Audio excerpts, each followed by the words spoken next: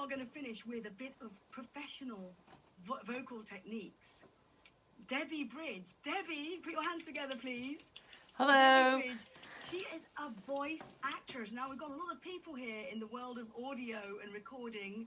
And so, Debbie, you are you're a voice actor. So you have to act characters. Yes, exactly. I mean, I'm lucky in that in the UK I kind of have a unique voice anyway with this accent. I originally hail from Vancouver, Canada, but I think there was an accent I always wanted to learn, which was a New Yorker accent.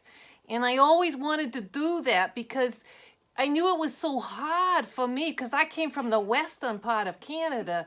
So when I came, but I was terrified. From New York. If you're from New York, you can put your hand up and we will. I hope. I don't know. Hopefully I haven't insulted anybody with that accent. Like you're in New York, it's like you have to aim for your nose. Well, yeah, American accents can be really much in the nose. So you can do that. And it depends if they're Jewish or Italian or whatever. Depends what part of the States, too. So they can have that really brash sound, or they can be like me, more laid back and Western sounding, which is more chilled, California, no? So that kind of thing. So it really depends, you know, that kind of funness that you can do with the voice. Now so we were talking earlier about public speaking stories, and you've got loads.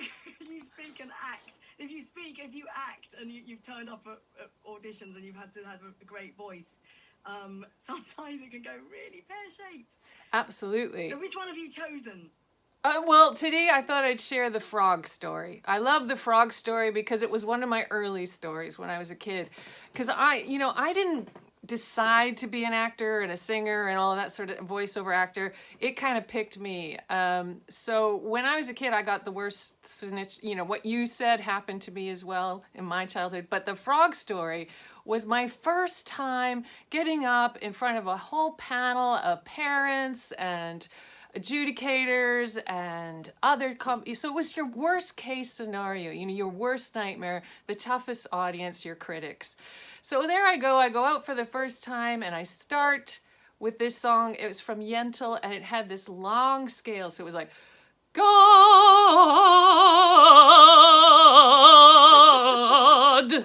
but it didn't sound like that. It sounded like a toad croaking because I didn't warm up. And it was hilarious because I could see through the whole line, the whole audience started to shrink in, but they were trying to be nice and smile at the same time.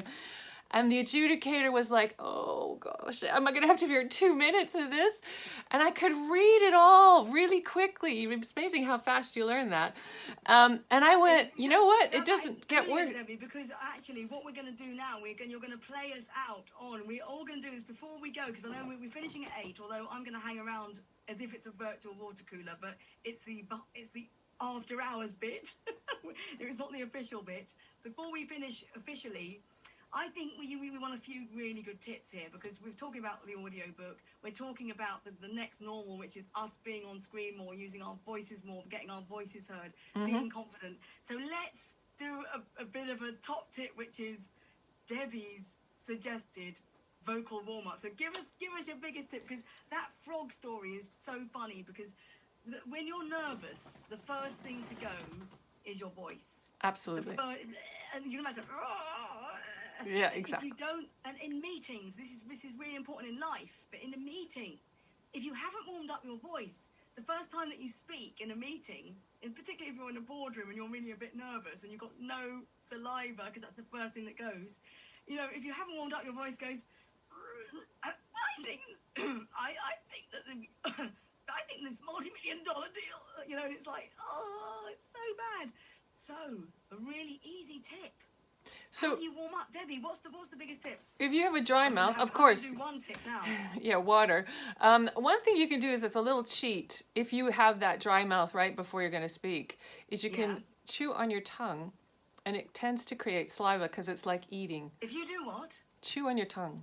Chew. Okay, everyone, let's try it. Chew on your tongue. Don't make it bleed though. So that's a quiet way to get the moisture moving and, you know, active in your mouth. So another thing, this one's noisy, so you have to be in a place that you're kind of quiet, but it's a lot of fun. Now, if you can't do it, you just put your fingers on the side of your mouth. But if you're like me, you've had years of doing this, you go, yes, perfect. You do it. That's what like a horse. Yeah, like a horse. So the other thing, you do a siren with it. You go.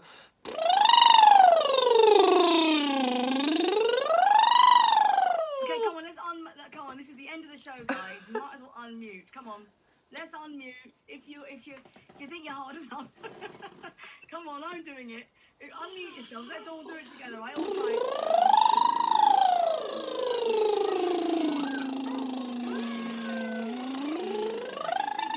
Okay, I have to go and pick up my children right now. This second. I'm not doing the horse.